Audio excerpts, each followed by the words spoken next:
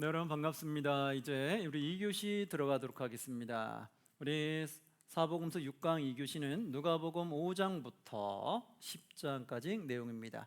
5장부터 10장에는 어떤 내용이 있는지 함께 살펴보도록 하겠습니다. 자, 우리 한번 교재 먼저 보실게요. 교재 보면 1장부터 4장까지는 밑에 밑줄 그어진 것은 주황색으로 쫙 입혀주면 돼요. 그거는 특수 자료다라는 거 우리가 앞에서 살펴봤기 때문에 아실 거예요. 5장부터 10장까지도 밑줄 그어 있는 거는 주황색으로 한번 다 입혀줘 보세요, 교재에다가. 그러면 이런 내용들이 특수 자료였구나 보시면 되겠고, 그리고 성경 읽어보시면서 다 잡을 수가 있겠죠. 자, 주황색으로 한번 입혀주시고요. 다 못 입히신 분은 나중에 성경 강의 다 끝나고 나서 집에 가셔서 입히셔도 됩니다. 자, 그럼 한번 내용 들어가 보도록 할게요. 우리 성경책 누가복음 5장 펴주시면 되겠습니다. 누가복음 5장. 자, 5장 한번 어떤 내용이 있는지 볼게요. 5장 1, 2절에 보면 무리가 몰려와서 하나님의 말씀을 들을새 예수는 게네사렛 호숫가에 가서 2절 호숫가에 배 두 척이 있는 것을 보시니 어부들은 배에서 나와서 그물을 씻는지라. 그물을 씻을 때 제자를 불렀던 내용이죠. 그런데 여기서는 누가복음에만 나오는 특수 내용이 있어요. 어떤 내용일까요? 어부 제자를 부르는데 누가복음에만 나오는 내용. 한번 마가랑 마태복음에서 못 읽었던 내용이 나올 거예요. 자, 3절 보시면 예수께서 한 배에 오르시니 그 배는 시몬의 배라.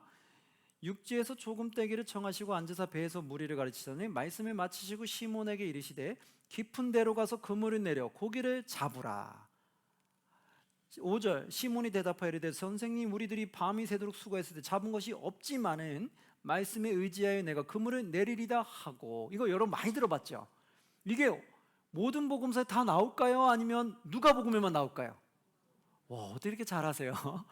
제가 물어볼 때는 이유가 있죠. 이 내용은 누가복음에만 나온 거예요. 근데 많은 분들이 이걸 다 몰라요. 모든 복음서에 이 내용이 다 있다고 생각하는 분들이 많은데, 이런 직접적인 내용, 구체적인 내용은 어디만 나온다? 누가복음에만 나온다. 그래서 이런 내용으로 누군가 말을 하면 이건 누가복음에서 인용한 거구나, 금방 잡으시면 되겠어요.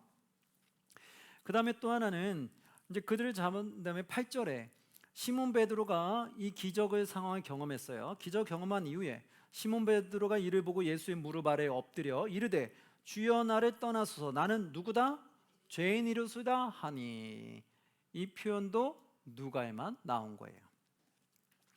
이런 기적과 연결시키면 돼요. 기적을 보고 나는 죄인이라고 말했구나, 이거는 누가복음이구나, 연결시키면 되겠죠. 자, 그 다음에 우리가 잘 아는 것처럼 10절 뒷부분에 보면 이르시되 무서워하지 말라, 이제 후로는 너가 사람을 뭐하리라? 취하리라 하시니.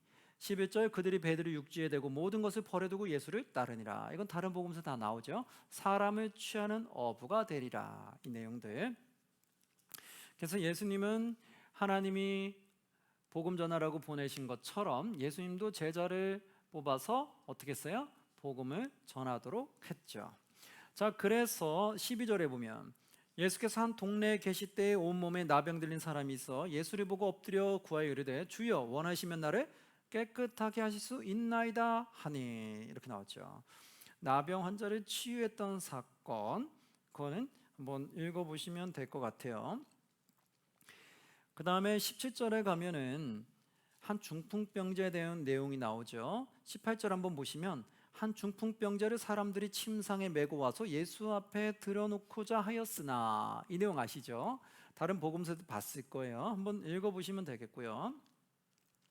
27절 그 후에 예수께서 나가서 레위라 하는 세리가 세간에 앉아있는 것을 보시고 나를 따르라 하시니. 이 내용 한번 읽어보시면 될 것 같고요. 그리고 33절 누가복음 5장 33절에 보면 그들이 예수께 말하되 요한의 제자는 자주 금식하며 기도하고 바리새인 제자들 또한 그리하되 당신의 제자는 먹고 마시나이다, 이렇게 표현했던 말들 다른 복음서에 나오니까 한번 읽어보시면 돼요. 그런데 여기서 조금 특별한 거는 뭐가 있냐면 앞에서 다 보신 것처럼 37절에 새 포도주를 낡은 가죽 부대에 넣는 자가 없나니 만일 그렇게 하면 새 포도주가 부대를 터뜨려 포도주가 쏟아지고 부대도 못 쓰게 되니라. 그래서 38절 어떻게 된다? 새 포도주는 새 부대에 넣어야 할 것이니라. 이거 있죠. 이 내용은 다른 복음서에 나와요. 그래서 우리가 알고 있는데 39절 말씀은 누가에만 나오는 거예요. 39절 어떤 내용일까요? 함께 봉독해 볼까요? 묵은 포도주를 마시고 새 것을 원하는 자가 없나니 이는 묵은 것이 좋다 함이니라. 있죠. 묵은 포도주, 이 내용은 처음 들어본 것 같지 않아요? 많이 못 들어봤죠? 이 묵은 포도주, 보통 우리 새 포도주는 많이 들어봤지만 묵은 포도주는 잘 많이 못 들어봤을 거예요. 이 묵은 포도주는 누가복음에만 나오는 거였어요. 그럼 이 표현은 뭐냐? 금방 알겠죠? 새 포도는 새 부대에 넣어야 되는데 묵은 포도주를 마시고 새 것을 원하는 자가 없나니 이는 묵은 것이 좋다 함이라. 묵은 포도주를 마시고 그게 좋다고 거기서 멈춰버리는 거예요. 즉 뭐냐면 새 포도주는 복음을 뜻하는 거예요. 묵은 포도주는 옛 과거 율법을 말하는 거예요. 그러니까 옛 과거 율법에 젖어 있다 보니까 새 포도주가 있는데도 새 포도주를 먹을 생각 안 하고 옛 포도주에 머물러 있는 것을 말하는 거예요. 이건 뭐냐면 안타까움을 뜻하는 거예요. 내 마음이 변하지 않는. 그래서 새 포도주는 어디에 담아야 된다? 새 부대에 담아야 된다. 이 말은 뭐예요? 새 포도주는 복음이죠. 그러면 그 복음을 어떻게 되냐? 나의 낡은 묵은 부대에 담을 수가 없다는 거예요. 낡은 가죽 부대에 담을 수 있는 거 새 부대에 넣어야 된다는 건 내 마음을 새롭게 해야 된다는 거예요. 그래서 내가 묵은 마음을 갖고 있는 그 상태에서는 새 포도주를 담을 수가 없는 거예요. 즉 옛 율법에 매여 있어서는 이 복음을 받아들일 수가 없다는 거예요. 이 복음을 받아들이려면 내가 새 부대가 되어야 되는 거예요. 그러니까 옛 모습을 버리고 새 사람이 되어야 된다는 거예요. 그래서 새 복음을 받아들여야 되는 거예요. 그런데 여기서 안타까운 일은 묵은 포도주에 젖어 있는 사람은 그 묵은 포도주, 묵은 것이 좋다 해서 나는 옛 것이 더 좋아해서 새 포도주 담지 못하고 옛 것에 그냥 머물러 있는 것을 말하는 거예요. 그러니까 율법주의에 매여서 새 복음을 못 받아들이는 거죠. 그 안타까움을 표현한 말이에요. 아시겠죠? 그렇게 내용 보시면 되겠고 6장으로 갈게요. 자, 6장에는 1절에 안식일에 예수께서 밀밭 사이로 지나가실새 제자들이 이삭을 잘라 손으로 비비어 먹으니 이삭 안식일에 비벼 먹은 거 다른 복음서에서 보셨으니까 한번 읽어보시면 돼요. 6절에 또 다른 안식일에 예수께서 회당에 들어가서 가르치실새 거기 오른손 마른 사람 있다. 손 마른 사람 치유했던 거 그것도 앞에 내용이 있으니까 읽어보시면 돼요. 근데 그 손 마른 자를 치유한 건 다른 복음서에 다 나오거든요. 근데 오른손 말랐다고는 오른손을 구체적으로 디테일하게 표현한 복음서가 있어요. 오른손이라고 표현한 이 복음서는 어느 복음서일까요? 이게 바로 누가복음이에요. 누가복음은 오른손이라고 정확하게 표현을 했어요. 그러니까 여러분들이 그냥 손 마른 자 치유 이러면 다른 복음 다 나오지 이렇게 나오는데 야, 그 손 마른 자가 어느 손인 줄 알아? 이러면 여러분 뭐라고 말해야 돼요? 왼손이야 오른손이야 이러면 안 되겠죠. 무슨 손일까요 여러분? 오른손이죠. 그럼 오른손이라고 표현한 거는 대체 너 어디서 아는 거야? 이렇게 물으면 어느 복음서라고 말해야 돼요?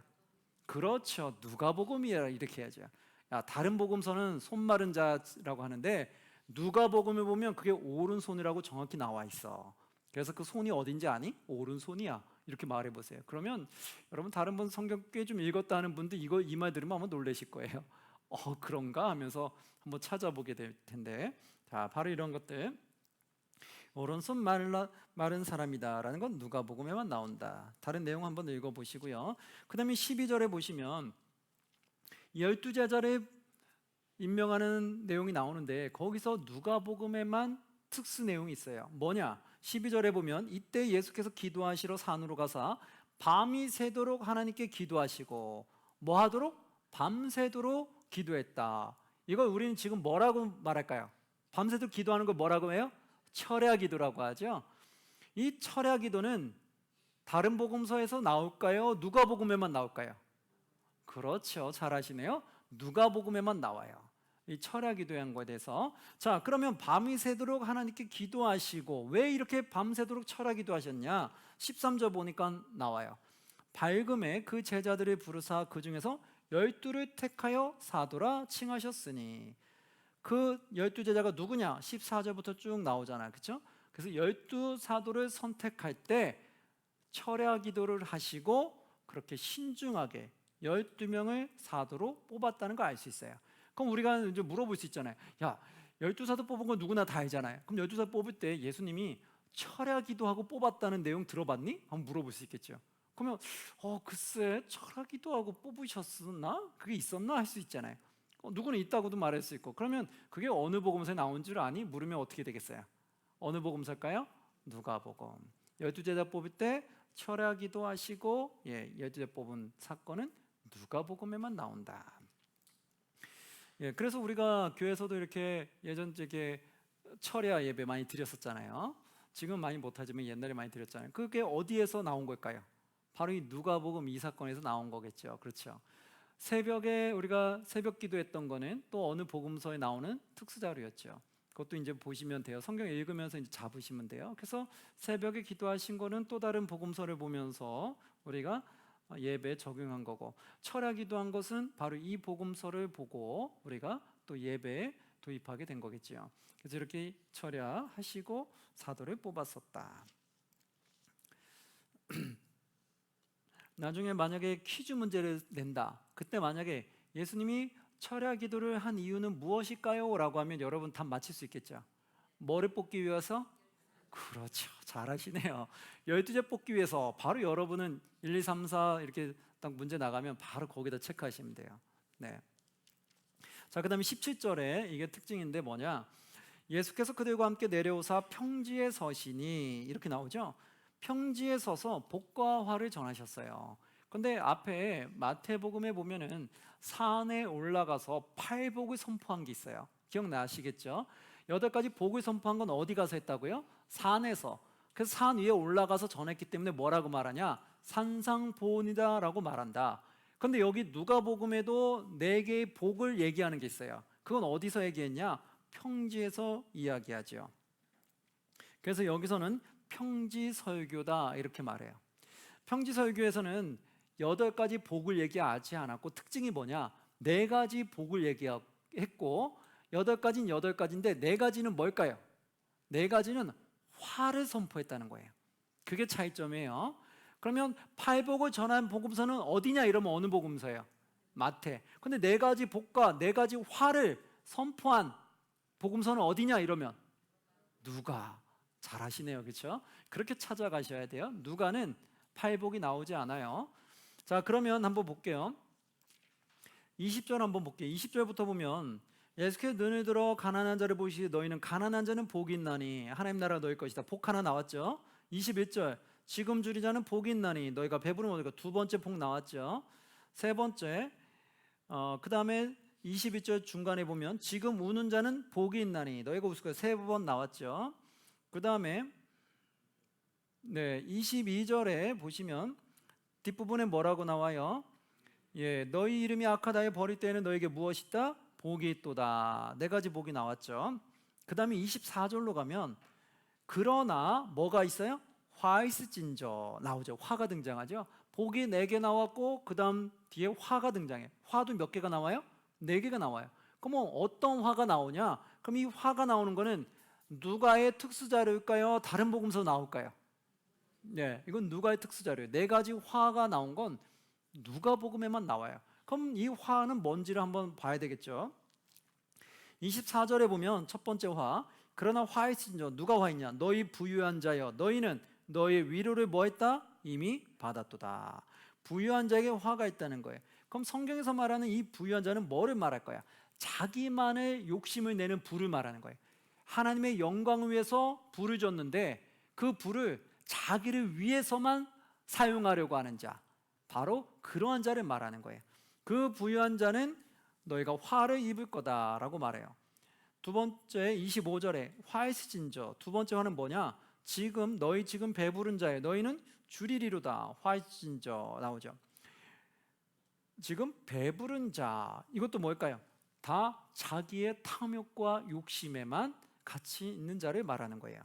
다른 사람을 돌아볼 줄 모르고 자신만을 보는 이기적인 그러한 자를 말하는 거죠.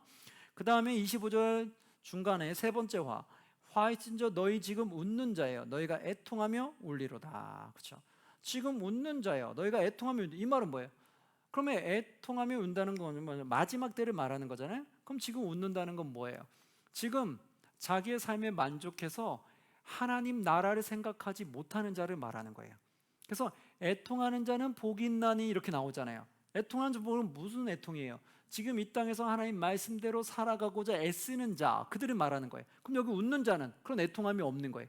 하나님 말씀대로 살아가기 위해서 애씀이 없는, 자기의 쾌락과 자기의 오락을 위한 그 즐거움에 빠져 사는 자, 그런 자는 마지막 때에 어떻게 된다? 애통하며 너가 울게 되리라. 그러면서 26절에 모든 사람이 너희를 뭐하면? 칭찬하면 뭐가 있다? 화가 있도다. 그들의 조상들이 거짓 선지자들에게 이와 같이 하였다. 이렇게 나오죠. 모든 사람이 너희 칭찬하면 화가 있다. 이 말은 뭐예요? 모든 사람이 너희 칭찬하면, 이렇게 될 수도 없겠지만 모든 사람이 칭찬하는 건 뭐예요? 내가 하나님을 두려워하지 아니하고 사람의 비유에만 맞추는 걸 말하는 거죠.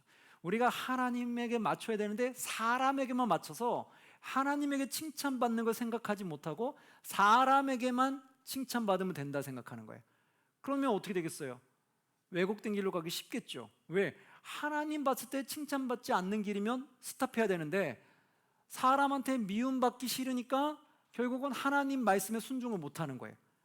그래서 사람들이 미워하지 않는 것만 선택하다 보니까 결국 하나님 원하지 않는 걸 선택하며 갈 수가 있겠죠. 그래서 하나님을 두려워해야 되는데 하나님 두려워하지 않고 사람을 두려워하고 사람한테만 칭찬받으려고 하는 자에게는 화가 있다라는 거예요. 우리는 진정 누구한테 칭찬받으려야 돼요? 그렇죠. 하나님께 칭찬받으려고 하셔야 돼요. 그게 사람들한테 미움을 받을지라도 하나님께 칭찬받는 자가 마지막 하나님 때에 복을 받는다는 거예요. 자, 그 다음에 이 네 가지 화를 봤고요. 나머지 27절부터 또 원수를 사랑하는 내 내용 앞에서 봤기 때문에 한번 읽어보시면 되겠고요.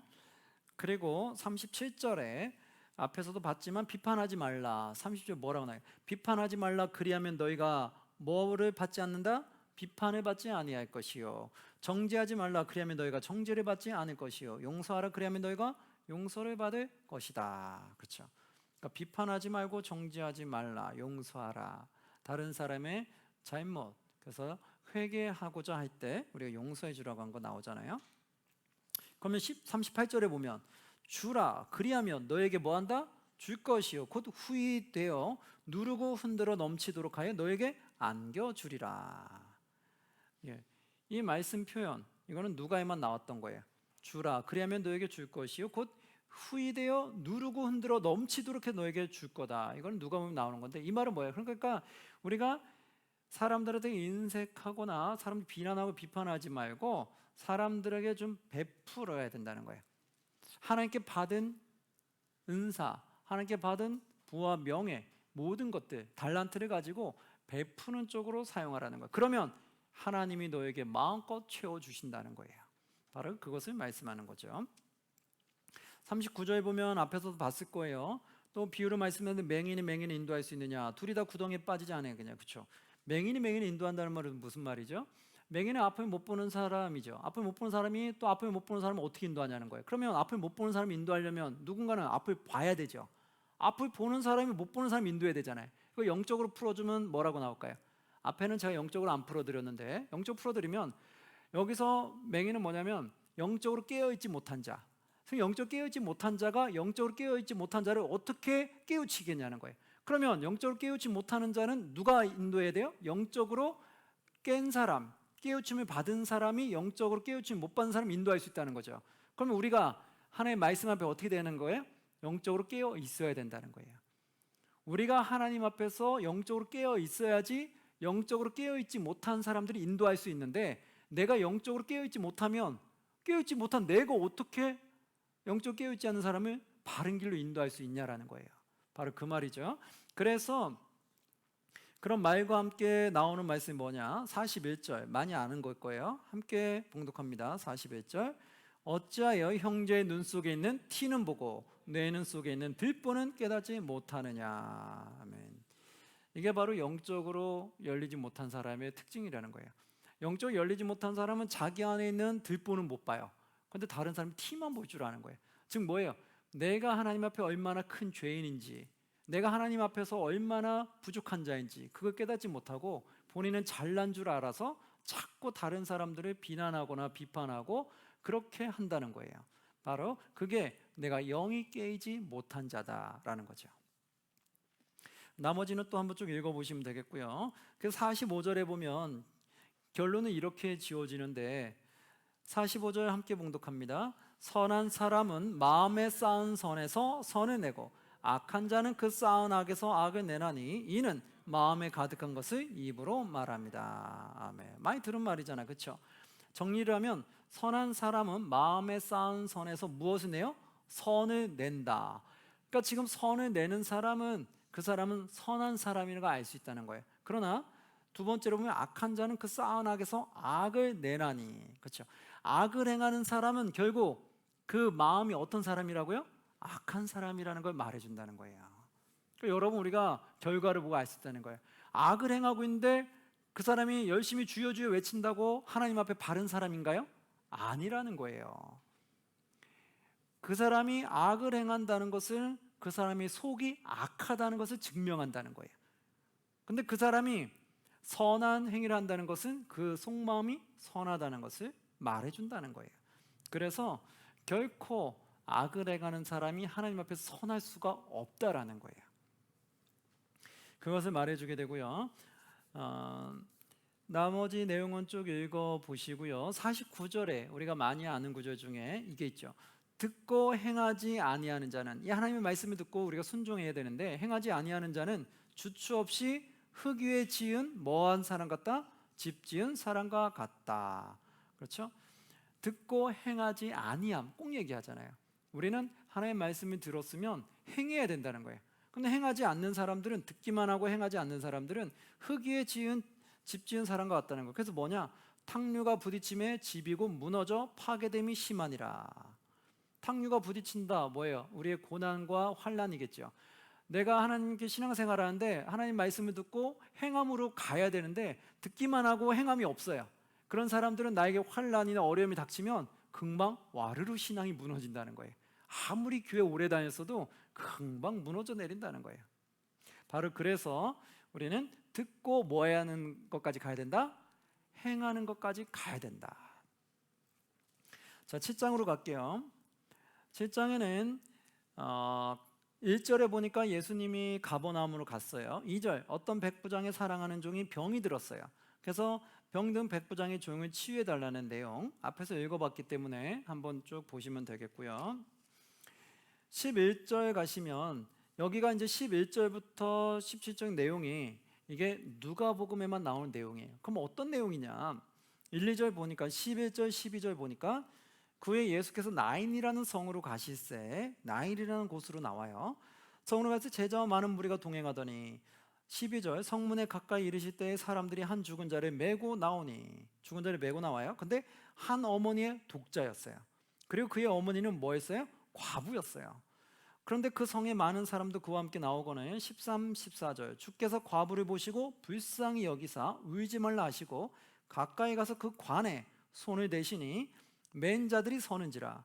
예수께서 이르시되 청년아 내가 너에게 말하노니 일어나라 하시매. 15절, 죽었던 자가 일어나 앉고 말도 하거늘 예수께서 그를 어머니에게 주시니. 16절, 모든 사람이 두려워하며 하나님께 영광을 돌려 이르되 큰 선지자가 우리 가운데 일어나셨다 하고 또 하나님께서 자기 백성을 돌보셨다 하더라. 이 내용, 나인이라는 성에 가서 죽은 사람을 살린 거, 과부의 자녀를 살린 이 내용은 누가복음에만 나오는 내용입니다. 자, 그 다음에 이제 18절 19절에 가보시면 거기는 이제 요한이 질문한 게 나와요. 요한이 제자들이 모든 일을 그에게 알리니 19절, 요한이 그 제자 중 둘을 불러 주께 보내 이르시되 오실 그이가 당신이오니까 우리가 다른 일을 기다리오리까 하라 하매. 요한이 물어봤던 거, 이거는 앞에서 보셨으니까 한번 읽어보시면 되겠고요. 자, 그 다음에 33절 34절에 31절 보시면 또 이르시되 이 세대 사람을 무엇으로 비유할까? 무엇과 같은가? 라고 해서 예수님이 말씀해요. 이 세대 사람들을 어떻게 볼까? 그 악한 사람들을 말하는 건데요. 34절에 보면 예수님이 이렇게 말한다는 거예요. 33절 보면 세례 요한이 와서 떡도 먹지 아니하며 포도주도 마시지 아니하며. 세례 요한은 그렇게 했어요. 그렇게 하다 보니까 뭐라고 하냐면 너희 말이 귀신이 들렸다 하더니, 오히려 금식하는 세례 요한한테는 귀신 들렸다 이렇게 말한다는 거예요. 그런데 34절 반대로 인자는 와서 먹고 마시매 너희 말이 보라 먹기를 탐하고 포도주를 즐기는 사람이요 세리와 죄인의 친구로다 하니, 이렇게 말한다는 거예요. 여러분 아시겠죠? 안 먹으면 안 먹는다고 뭐라고 신랄하게 비난하고, 먹으면 먹는다고 비난한다는 거예요. 그럼 어떻게 하라는 거예요? 이게 어떤 세대들이라? 악한 세대들. 악한 세대는 이런다는 거예요. 귀에 걸면 귀걸이, 코에 걸면 코걸이인 거예요. 그러니까 악한 자는요, 이렇게도 악한 말하고 저렇게도 악한 말 한다는 거예요. 이해되세요? 여러분, 악한 말을 많이 하는 사람은 결코 하나님 보시기에 선한 사람이 아니에요. 악한 말 많이 하는 사람은 잘 물어보세요. 악한 사람 많이 하는 사람, 안 좋은 말 많이 하는 사람은 이렇게 하면 이렇게 한다고 안 좋게 말하고요, 저렇게 하면 저렇게 한다고 또 안 좋게 말해요. 그걸 잘 구분하셔야 돼요. 악한 자의 특징은 이렇게 하나 저렇게 하나 둘 다 안 좋게 말하는구나. 그러면 너무 그 말에 너무 흔들릴 필요가 없구나 라고 생각하시면 맞아요. 그런 사람들 말에 너무 흔들리지 마세요. 막 이러니까 그럼 그렇게 안 해야 되나 막 이랬다가 안 하고 난데 그럼 또 얘기해. 그럼 어떻게 할 거예요? 그러니까 그런 걸 잘 우리가 영적으로 분별할 수 있어야 된다. 자, 그 다음에 또 보면 36절에 한 바리새인이 예수께 자기와 함께 잡수시 청하매 이에 바리새인의 집에 들어가 앉으셨을 때 그 동네에 죄리 중에 한 여인이 있어 예수께서 바리새인이 집에 앉아 계심을 알고 향유 담은 옥합을 가지고 와서 38절 예수의 뒤로 그 발 곁에 서서 울며 눈물로 그 발을 적시고 자기 머리털로 닦고 그 발에 입 묻히고 향유를 부으니, 향유 부은 사건 앞에서도 보셨을 거예요. 한번 읽어보시면 되겠고요. 41절에 이 내용이 삽입됐다는 거, 향유 부은 여인의 내용은 다 다른 복음서에 나오지만 41절 이 내용은 누가복음에만 나와요. 어떤 비유를 들었냐면 41절 이르시되 빚주는 사람에게 빚진 자가 둘이 있어 하나는 500데나리온을 졌고 하나는 50데나리온 졌는데 갚을 것이 없으므로 둘 다 탕감하여 주었으니 둘 중에 누가 그를 더 사랑하겠느냐. 500데나리온 빚진 자 50데나리온. 여러분 데나리온은 뭐의 품삯이죠? 하루의 품삯이죠. 우리는 이제 배웠죠. 그러면 500데나리온 빚진 자와 50데나리온 빚준 중에 둘 다 탕감해 주면 누가 더 감사할까요? 500데나리온이죠. 그 말은 뭐예요? 내가 더 죄인이라고 깨닫는 자가 은혜가 더 크다는 거예요. 여기서 뭐냐면 죄인들, 세리인들 막 이런 사람들을 유대인들이 되게 비난하고 비판했거든요. 그런데 하나님께 둘 다 구원받았으면 이들이 더 하나님께 감사함을 느낀다라는 거예요. 바로 그 말인 거죠. 그래서 더 죄인이면 죄인일수록 하나님 앞에 더 많은 은혜를 받게 된다. 그러니까 우리도 어떻게 하면 내가 더 하나님 앞에 철저히 죄인이라는 걸 더 깨달으면 깨달을수록 그 은혜가 더 커질까요? 작아질까요? 커지죠. 근데 나는 죄인이 아니야 이렇게 생각할수록 하나님의 은혜가 커질까요? 작아질까요? 작아지죠. 내가 교만할수록 하나님의 은혜를 잘 못 느끼고요, 내가 겸손할수록 하나님의 은혜를 많이 느끼게 되어 있다는 거예요. 믿으십니까? 바로 이 말씀이 그 표현이에요. 500데나리온, 50데나리온 이 표현은 누가복음에만 나왔다. 그것도 좀 아시면 나중에 성경 읽을 때 좀 도움이 되겠죠. 자, 그리고 8장으로 넘어갈게요. 8장에는 이제 예수님을 따르는 여인들 내용이 1절부터 3절에 쭉 나옵니다. 한번 읽어보시면 되겠고요. 그거는 누가복음에만 나오는 내용이니까 참고해서 보시고요. 그 다음에 4절부터는 이제 씨 뿌리는 비유예요. 이건 많이 봤잖아요, 그렇죠? 그럼 여기서 조금 우리가 알아야 될 거는 15절 말씀이에요. 씨 뿌리는 비유 중에 결론 15절 말씀 함께 봉독합니다. 좋은 땅에 있다는 것은 착하고 좋은 마음으로 말씀을 듣고 지키어 인내로 결실하는 자니라. 아멘. 자, 길가에 떨어진 거, 바위에 떨어진 거, 가시떨기에 떨어진 거, 좋은 땅에 떨어진 거였어요. 근데 좋은 땅에 떨어진 거 조금 자세히 풀어줬는데, 좋은 땅에 있다는 것은 무슨 말이냐면 착하고 무슨 마음으로? 좋은 마음으로. 그러니까 먼저 내가 착한 마음으로 갖고 있어야 되는 거야. 좋은 땅에 있다는 것은 착하고 좋은 마음으로 말씀을 듣고 뭐하여? 지키요. 꼭 나오잖아요. 그게 바로 좋은 땅의 특징이에요. 좋은 땅은 일단 지킨다는 거. 듣고 지키어 뭐로 결실해요? 인내로 결실하는 자니라. 그렇죠? 결실이 쉽게 된다는 거예요? 아니잖아요. 하나님의 뜻을 이루어내는 까지는 많은 어려움이 들어가잖아요. 그래서 인내로 결실하는 거예요. 그래서 좋은 땅에 있다는 것은 특징이 어떤 마음이다? 착하고 좋은 마음이다. 여러분 좋은 땅에 있기 원하면 내 마음을 어떻게 만들어야 돼요? 먼저 착하게 만드셔야 돼요. 내 마음이 착해야지 하나님의 말씀을 더 많이 받아들일 수 있다는 거예요. 내 마음이 악하면 하나님의 말씀 잘 들어올까요? 안 들어온다는 거예요. 여러분 내 마음을 착하게 해달라고 기도 많이 하시기 바랍니다. 내 마음이 착한 사람이 하나님의 말씀이 더 들어온다. 그리고 하나님의 말씀을 듣고 어떻게 된다? 지켜야 된다. 그게 좋은 땅이라는 거예요. 좋은 땅의 의미는 하나님의 말씀 듣고만 끝내는 것이 아니라 듣고 어떻게 된다? 지켜나가는 밭. 그것이 좋은 밭이다. 여러분 다 좋은 밭이 되길 바랍니다. 자, 그렇게 해서 한번 또 보시면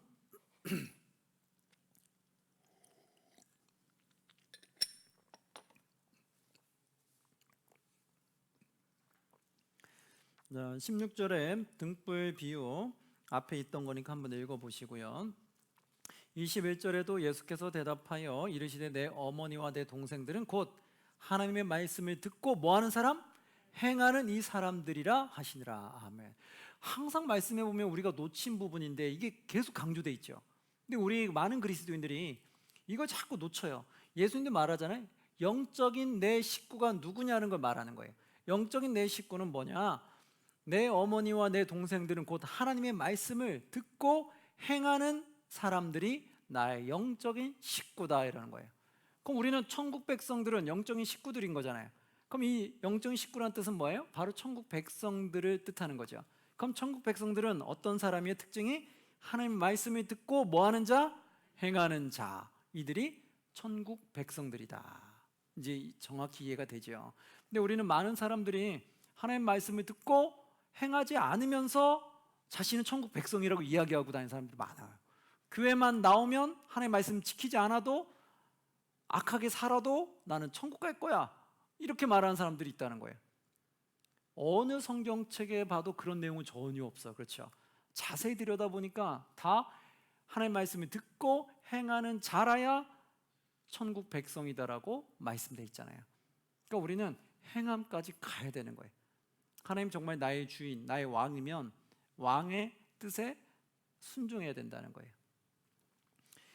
그래서 그러한 순종하는 자가 결국은 천국의 백성이 된다. 영적인 하나님의 식구가 된다. 네, 그리고 22절부터는 바람과 물결을 잔잔하게 하는 내용이니까 22절 이후로는 한번 읽어보시면 되겠고요.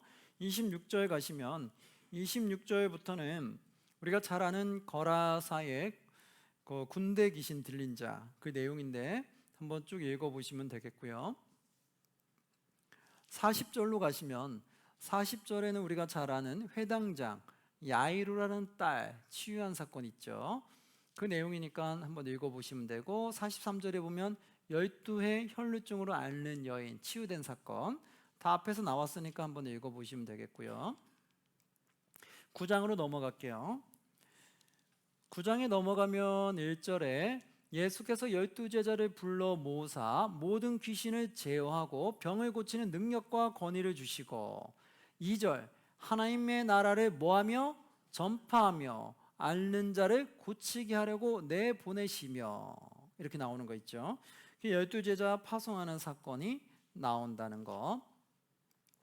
그 내용 한번 쭉 읽어보시면 되겠고요. 그리고 나서 7절로 가시면 7절에는 분봉왕 헤롯이 이 모든 일을 듣고 심히 당황하니 이는 어떤 사람은 요한이 죽은 자 가운데서 살아났다고도 하며 바로 예수님의 역사심 보고 요한이 죽은 걸 살아났다고 생각하는 사람이 있다는 거예요. 그럼 이 헤롯은 누굴까요? 대헤롯은 아니겠죠. 그럼 그 아들 중에 헤롯일 거예요. 아들 중에 헤롯 중에 이 갈릴리를 통치하는 헤롯 왕의 아들의 이름은 뭘까요? 헤롯 안티파스.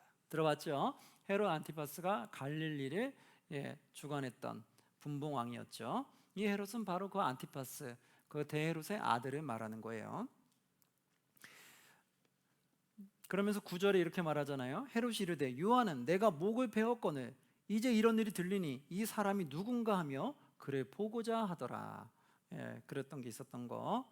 자, 그 다음에 10절로 가면 이제 10절 이후로는 우리가 잘 아는 오병이어 사건 한번 읽어보시면 되겠고요. 그리고 21절로 가시면 21절에는 예수님의 죽음과 부활에 대해서 예고한 거, 제3일 만에 살아나리라. 이 내용 앞에서 읽어보셨죠? 한번 쭉 보시면 되겠고요. 그리고 25절 말씀 보면 지난번 제가 설명해 드렸을 거예요. 사람이 많이 온 천하를 얻고도 자기를 잃든지 빼앗기든지 하면 무엇이 유익하리요? 바로 이걸 말한 거죠. 너희 목숨 잃으면 온 천하를 얻은들 무슨 소용이 있냐? 이 표현이었죠. 근데 이걸 우리가 전도로 각색해서 표현했던 말이 있다고 말씀드렸죠. 바로 그게 이 내용 아실 거고, 28절로 가시면 28절부터는 우리가 변화산 사건, 산에 올라갔다가 예수님의 형체가 변화됐던 거, 그거 아시죠? 한번 쭉 읽어보시면 되겠고요. 그 다음에 37절로 가시면 37절에는 이튿날 산에서 내려오시니 큰 무리가 맞을세 무리 중에 한 사람이 소리질러 이르되 선생님 청컨대 내 아들을 돌보아 주옵소서 이는 내 외아들이니이다. 39절 보니까 귀신이 그를 잡아 갑자기 부르짖게 하고 경련을 일으켜 거품을 흘리게 하며 몹시 상하게 하고야 겨우 떠나가나이다. 이렇게 말하죠. 자, 여기서 귀신 들린 그 아들을 치유해달라고 했던 사건, 그거는 다른 복음서에서도 나왔기 때문에 한번 읽어보시면 돼요. 그런데 여러분, 여기 누가복음이 약간 특징을 조금 말씀드릴까요? 여기 귀신 들린 아들을 치유해달라는데 다른 복음서에 가시면 거기는 귀신 들린 아이라고는 나와요. 그런데 외아들이라는 이 구체적인 말은 안 나와요. 38절 맨 뒤에 뭐라고 나와요? 이는 내 누구다? 외아들이라. 이렇게 외아들이라는 구체적인 표현은 다른 복음서에 안 나와요. 그럼 외아들이라는 구체적인 표현은 나왔다. 어느 복음서예요? 그렇죠. 잘하시네. 누가로 가시면 되는 거예요. 그러면 아까 말한 것처럼 손 마른 자도 오른손이라고 구체적으로 말했죠. 어느 복음서예요? 누가복음이죠. 이제 좀 누가복음의 특징이 좀 이해가 돼요? 각 복음서마다 저자의 특징들이 조금씩 있어요. 근데 그걸 우리가 조금 잡아 나가야 되는데 그걸 전혀 모르시는 분들은 이 내용이 나와도 대체 어느 복음 전혀 감을 못 잡는데 저와 함께 이렇게 보시다 보면 그 특징들을 아시면 이제 뭐 어떤 내용이 나오면 추측이 조금 어느 정도 가능해요. 그러면 맞힐 확률이 높겠죠. 하나 더 조금 힌트를 줄게요. 앞에 8장으로 넘어가 볼게요.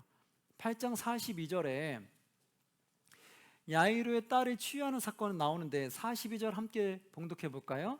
8장 42절 이는 자기에게 12살 된 외딸이 있어 죽어가 믿어라. 야이로의 딸을 치유했는데 외딸이라는 표현이 있어요. 그럼 이 외딸이 구체적인 말은 다른 복음서에 나올까요? 누가복음에만 나올까요? 야, 잘하시네요. 누가복음에만 나옵니다. 그 외딸, 외아들 어디만 나온다? 누가복음. 오른손 어느 복음? 누가복음. 이제 특징 좀 잡히시겠어요? 자, 그래서 우리가 그래 야이로의 딸, 회당장 야이로의 딸 치유한 거 알지? 근데 외딸인 거 너 아니? 한번 물어보세요. 그러면 글쎄 하는데 아는 사람도 있을 수 있고 근데 이 외딸이라는 게 그러면 어디서 나올까? 이러면 우리는 금방 알 수 있겠죠. 이건 누가복음이다. 아시겠죠? 그냥 특징이니까 한번 잡아보시면 돼요. 자, 그럼 다시 또 이제 뒤로 넘어갑니다. 자, 이제 9장으로 다시 뒤로 넘어가면 9장 뒤에 46절 보시면 9장 46절 제자 중에 누가 크냐는 변론이 일어났다. 이거 앞에서 읽어봤잖아요. 누가 크냐. 예수님이 뭐라고 배웠을까요? 어린아이처럼 자기를 낮추는 자라는 거 아시죠? 자기를 가장 종처럼 너희가 섬기는 자가 하늘에서 큰 자다. 이런 말들 한번 읽어보시면 되겠고요. 그 다음에 49절에 요한이 여짜오되 주여 어떤 사람이 주의 이름으로 귀신을 내쫓는 것을 우리가 보고 우리와 함께 따르지 아니함으로 금하였나이다. 이거 주의 이름으로 병 고치는 사건, 귀신들 내쫓는 사건. 그러자 50절 뭐라고 했어요? 예수께서 이르시되 금하지 말라. 너희를 반대하지 않는 자는 너희를 위하는 자니라 하시니라. 이렇게 금하지 말라. 예수님 이름을 치유하는 사건 금하지 말라 이랬던 거. 그건 다른 데도 나오죠. 그 다음에 51절로 가면 이제 51절에 이 내용은 51절부터 56절까지 내용이라고 할까요? 여기는 이제 누가에만 나오는 내용인데 어떤 내용일까요? 그러면 1절에 보면 예수께서 승천하시 기약이 차감해 예루살렘을 향하여 올라가기를 굳게 결심하고 이제 예루살렘으로 가려고 해요. 그때 52절 사자들을 앞서 보내심에 그들이 가서 예수를 위해 준비하시려고 어디? 사마리아인의 한 마을에 들어갔더니 사마리아를 통과해서 가면 예루살렘 빨리 가는 지름길이거든요. 근데 대다수 유대인들은 사마리아를 통과하지 않았어요. 왜? 사마리아는 부정하다 해가지고 사마리아를 우회해서 삥 돌아서 시간이 더 오래 걸리더라도 삥 돌아서 예루살렘으로 갔거든요. 근데 예수님은 그런 거 안 따지잖아요. 사마리아도 하나님이 구원할 백성들이잖아요. 그러니까 사마리아를 그냥 통과해서 가려고 했던 거예요. 그런데 53절 예수께서 예루살렘을 향하여 가시기 때문에 그들이 뭐 했다? 받아들이지 아니하는지라. 오히려 사마리아인들이 안 받아들였어요. 예루살렘 가는 거면 우리 쭉 지나가면 안 됩니다. 왜? 그들이 우리를 워낙 안 좋게 대하니까 우리도 그럴 수 없습니다라고 나온 거겠죠. 그러자 54절 제자 야고보와 요한이 이를 보고 이르되 주여 우리가 뭐를 명하여? 불을 명하여 하늘로부터 내려 저들을 멸하라 하시기를 원하시나이까? 그러니까 우리 불로 정말 멸망시켜야 되지 않겠습니까? 라고 묻는 거죠. 그러자 예수님께서 뭐라고 했을까요? 55절, 56절 예수께서 돌아보시며 뭐 했다? 꾸짖으시고. 그렇죠. 어떻게 하면 불 내려서 다 멸망시키려고 하느냐 이거죠. 이건 하나님 뜻이 있는 건데 너희들 마음대로 뭐 기분 나쁘다고 해서 그렇게 할 수 있는 건 아니죠. 그래서 꾸짖으시고 56절 함께 다른 마을로 가시니라 이랬던 거.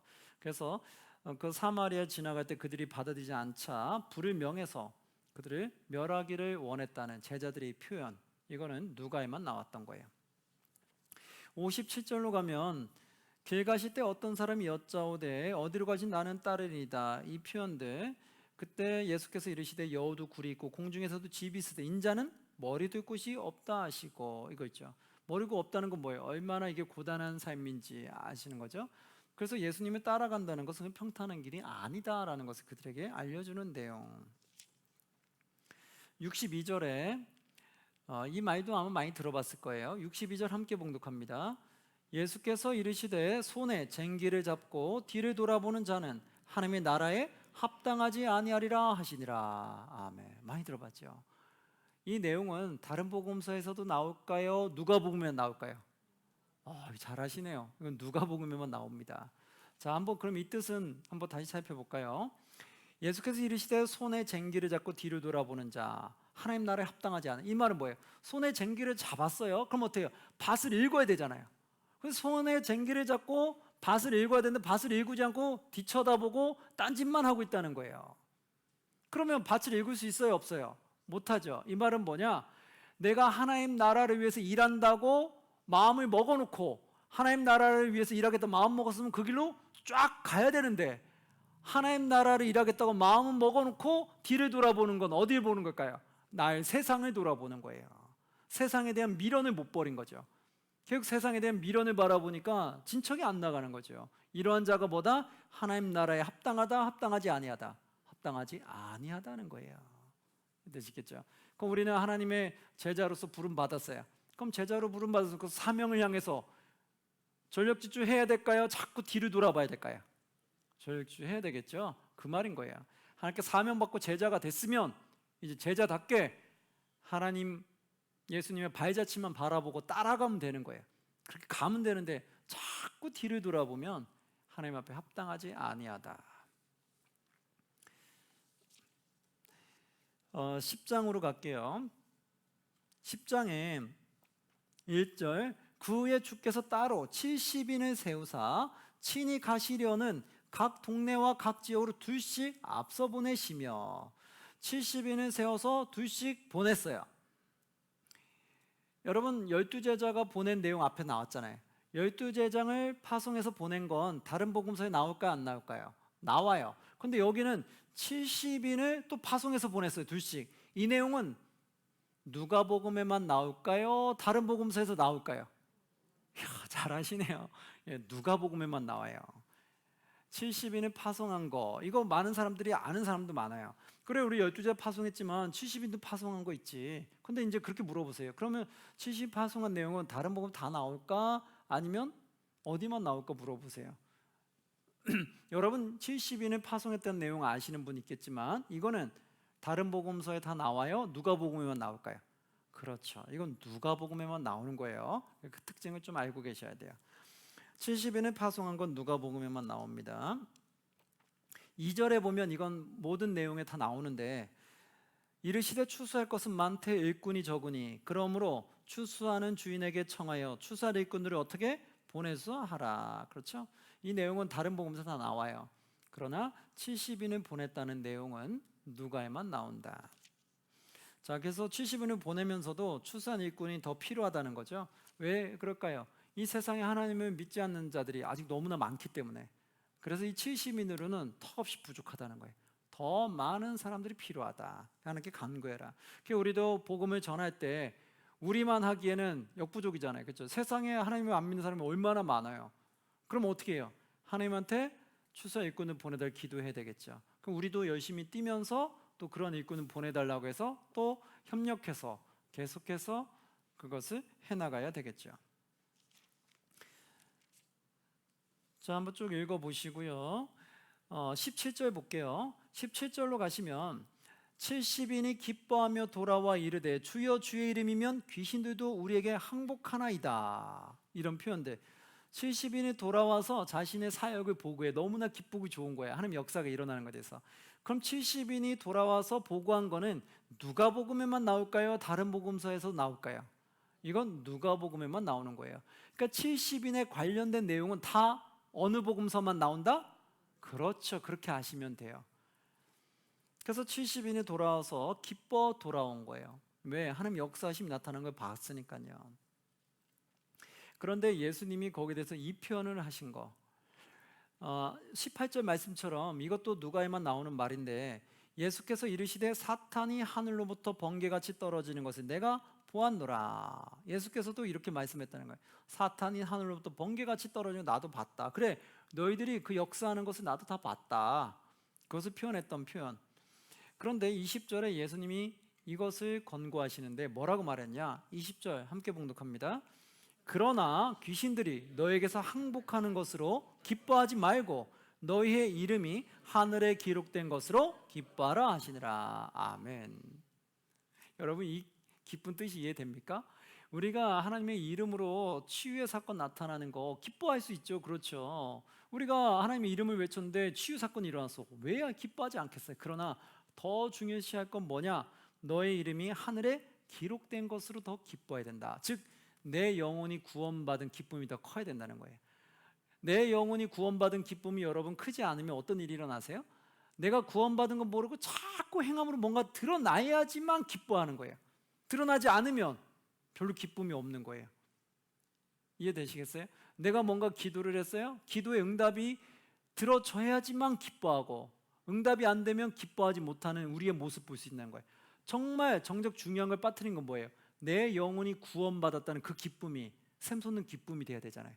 그럼 내 영혼이 구원받은 게 제일 기쁜 거고, 내가 기도했을 때 들어주고 안 들어주고는 누구의 뜻에 맡기는 거예요?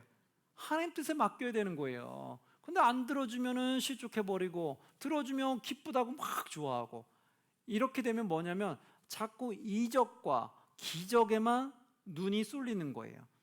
내가 구원받은 그 기쁨은 잊어버리고 뭔가 눈에 보이는 표적에만 집중하더라. 그럼 표적에만 집중하다 보면 결국 엉뚱한 것을 찾아가게 되죠. 예수님도 표적을 요구하는 그 바리새인들에게 뭐라고 말했어요? 난 너희한테 표적 보여줄 게 없다. 뭐만 있냐? 요나의 사건처럼 내가 3일 만에 부활하는 것으로 너에게 나타내 주는 것, 그것이 내가 하나님의 아들이라는 증거다. 내가 하나님의 아들이라는 증거를 다른 표적으로 뭘 보여주겠냐는 거죠.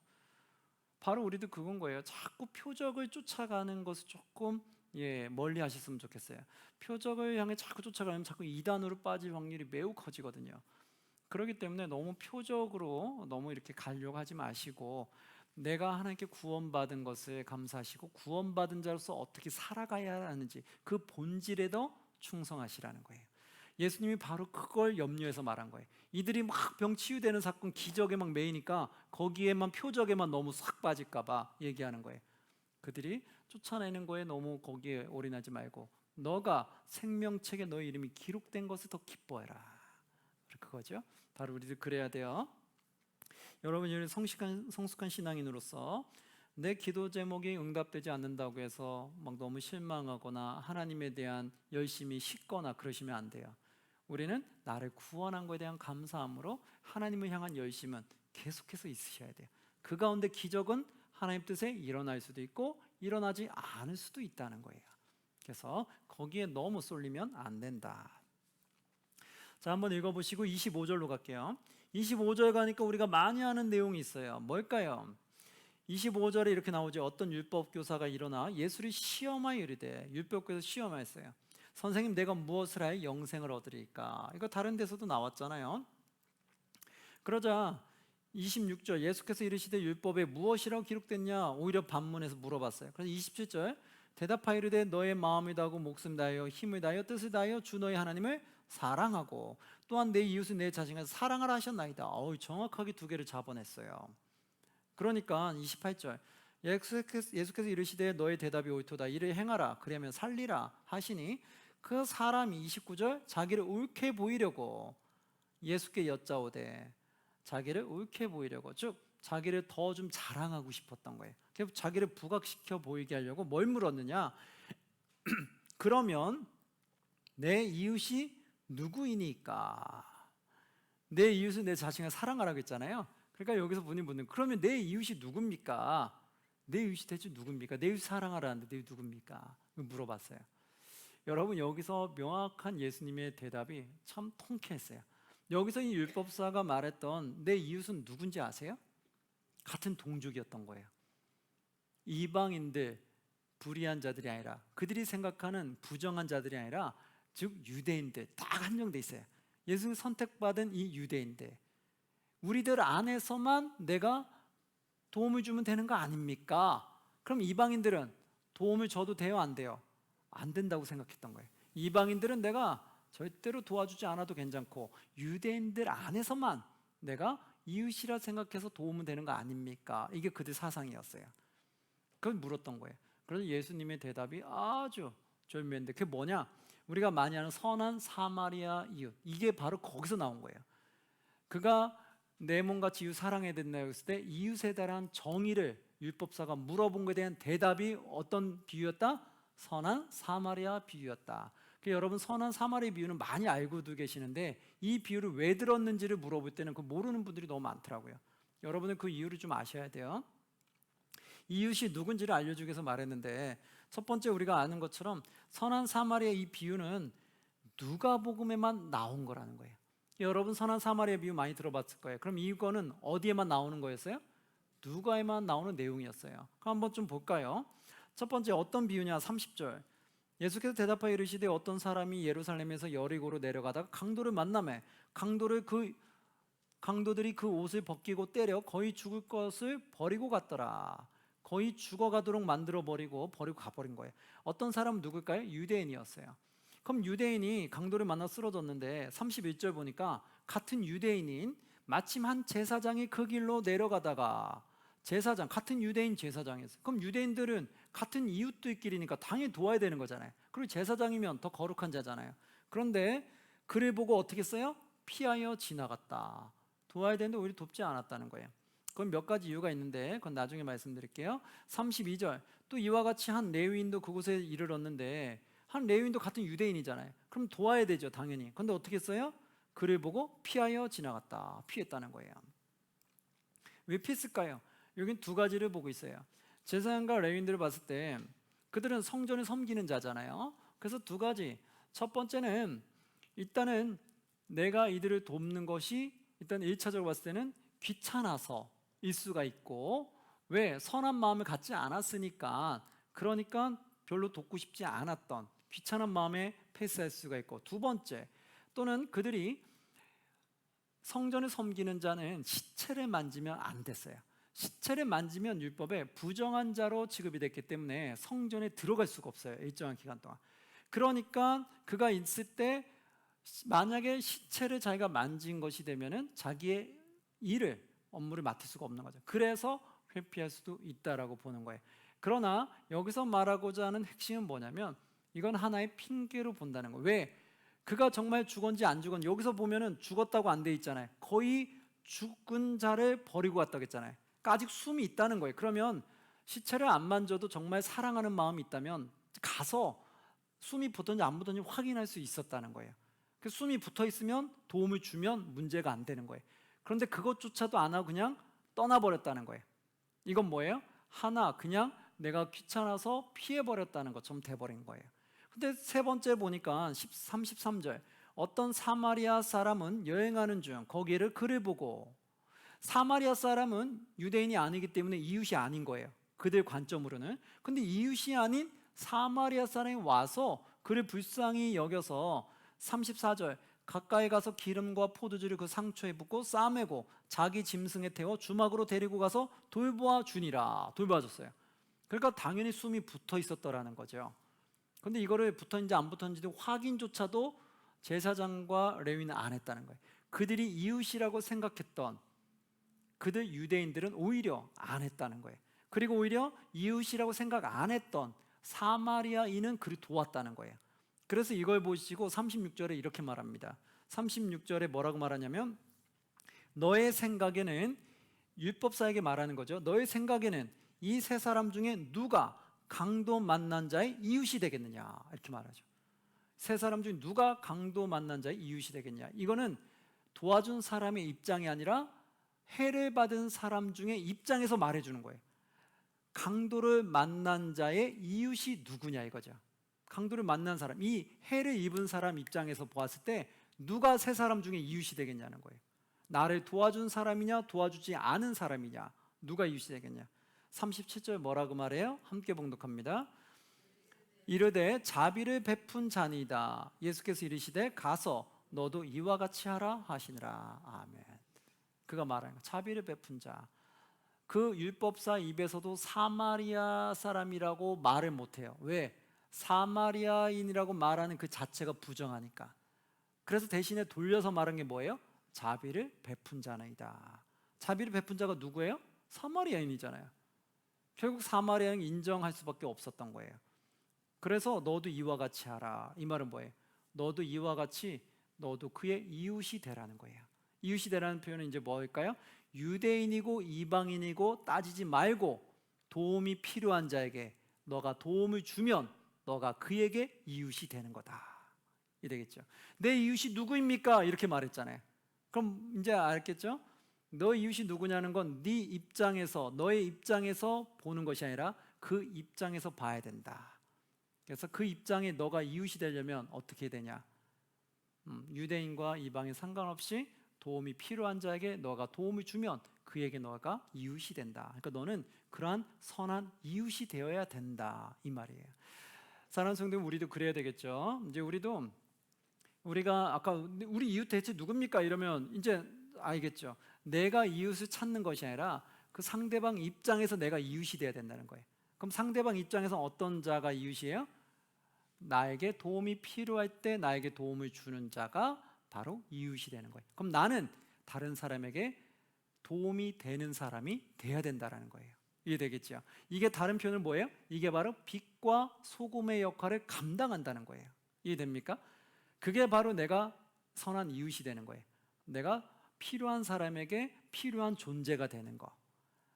악에 필요한 존재가 되는 게 아니에요. 선한 도움이 필요한 자에게 선한 도구로 내가 쓰임받는 거. 그것이 내가 선한 이웃이 되는 거고, 선한 도구가 되는 거고, 선한 빛과 소금이 된다는 거예요. 바로 그래서 우리는 이런 선한 이웃의 삶을 살아야 된다. 그 표현이죠. 자, 그 다음에 이제 38절, 39절에 보시면 이것도 누가복음에만 나오는 내용인데 우리가 많이 아는 내용, 마리아와 마르다 사건 아시죠? 자, 어떤 걸 볼까요? 예수님을 초대하고 일어난 사건이에요. 38절, 그들이 길 갈 때 예수께서 한 마을에 들어가심에 마르다라 이름하는 한 여자가 자기 집으로 영접하더라. 마르다가 영접했어요. 그런데 39절, 그에게 마리아라는 동생이 있었어요. 마리아는 동생이 있어 주의 발치에 앉아 그의 말씀을 뭐 했다? 듣고 있었어요. 마리아는 예수님의 말씀을 듣는 것에 더 사모하고 집중했어요.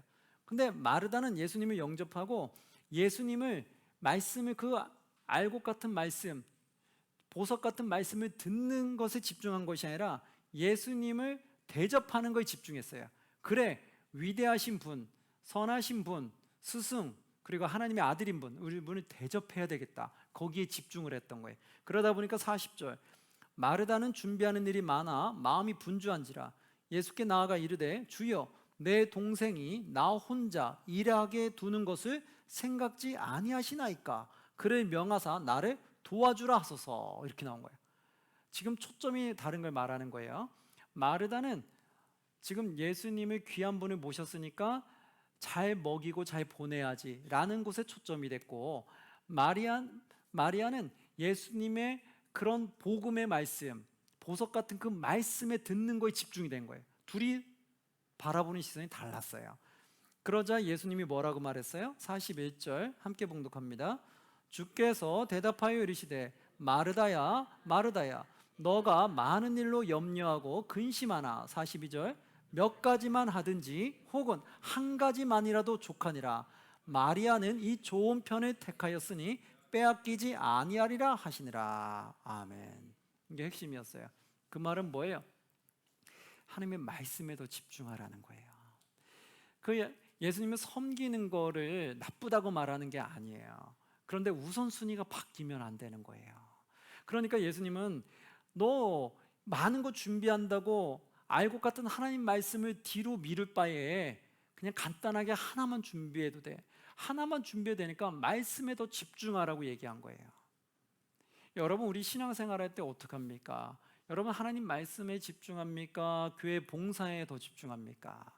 우리가 만약에 봉사가 나쁘지는 않아요. 그런데 하나님 말씀에 집중하는 가운데 그 말씀대로 순종하기 위해서 하나님 나라와 의를 위해서 내가 섬김을 행한다. 그거는 that's okay. 그거는 좋은 방향이에요. 잘 가고 있는 거예요. 내가 말씀에 집중했고 말씀을 살기 위해서 하나님 나라와 의를 위해서 봉사한다. 그거는 제일 좋은 방향이에요. 건강한 신앙인데, 나는 교회 와가지고 복 받기 위해서 봉사는 열심히 하는데 정작 중요한 하나님 말씀 듣는 데는 집중을 잘 안 해요. 예배 시간에 잘 안 오고 성경 공부나 이런 모임에는 잘 별로 좋아하지 않아요. 그런데 봉사하는 쪽에는 열심히 쫓아다니고 있어요. 그러면 이게 뭐가 될까요? 바로 마르다의 모습이 되는 거예요. 하나님의 알곡 같은 내 영을 살리는 말씀에는 집중하지 못하고 봉사 쪽에만 집중하는 그 모습. 어떻게 보면 사람들한테는 봉사 열심히 하니까 우와 훌륭하다 이렇게 볼 수 있죠. 그런데 그 안에 말씀을 더 사모하는 우선순위가 빠져버리면, 정작 중요한 말씀에는 가 있지 않고 봉사하는 자리에만 가 있다면 지금 예수님은 그 원하는 게 아니었다는 거예요. 마르다처럼 이런 훈계를 듣게 되는 거예요. 마르다야 마르다야 여러 가지 준비 안 해야 된다. 하나만 준비되니까 너의 동생처럼 하나님의 말씀을 더 사모해라. 그 말을 듣는 거예요. 여러분이 되죠? 하나님의 마음이 좀 이해가 되세요? 하나님의 마음은요, 하나님의 말씀을 어떻게든 더 들어서 그 말씀대로 살아가는 걸 더 원하시는 거죠. 말씀을 내가 듣지 못하고 그냥 봉사만 하다가 하나님께 부름받는 걸 원하는 게 아니라는 거예요. 근데 우리가 그런 걸 간혹 오류를 범할 때가 있어요. 말씀의 자리에는 잘 안 가고 봉사의 자리에는 열심히 쫓아다니고 이렇게 될 수가 있어요. 그래서 그럴 때 우리가 조심해야 된다. 봉사가 나쁘다는 게 아니에요. 그렇죠. 뭐가 더 중요하다? 우선순위가 하나님의 말씀이 더 중요하다. 예, 바로 그 말씀을 얘기하는 거예요. 자, 오늘은 그러면 10장까지 여기까지 하고 마치도록 하겠습니다. 여러분 수고하셨습니다. 네.